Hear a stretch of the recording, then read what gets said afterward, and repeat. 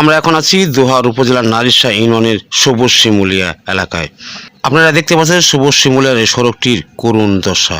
যানবাহন চলাচল তো দূরের কথা, মানুষের পায়ে চলাই খুবই কষ্টকর হয়ে পড়েছে।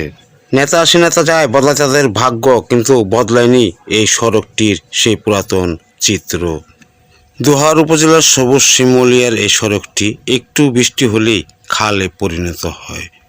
এই এলাকার বাসিন্দাদের 12 মাসই কাদা জল মারিয়ে গন্তব্য স্থানে পৌঁছাতে হয়।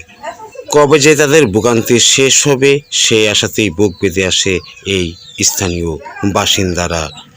চারিদিকে উন্নয়নের জোয়ার বয়ে গেলেও এই এলাকায় পৌঁছলে মনে হয় তারা এখনও বাস করছে সেই 80-র দশকে।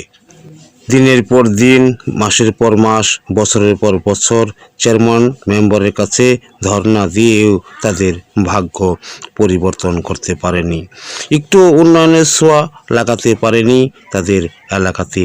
তাই তারা এই সড়কটির জন্য উপজেলা প্রশাসনের কাছে জোরপূর্বক দাবি জানাচ্ছে যাতে দ্রুত সড়কটি মেরামত করে তাদের স্বপ্ন পূরণ করেন এবং ভোগান্তি থেকে তাদের উদ্ধার করা হয়। বাড়ি চেঞ্জ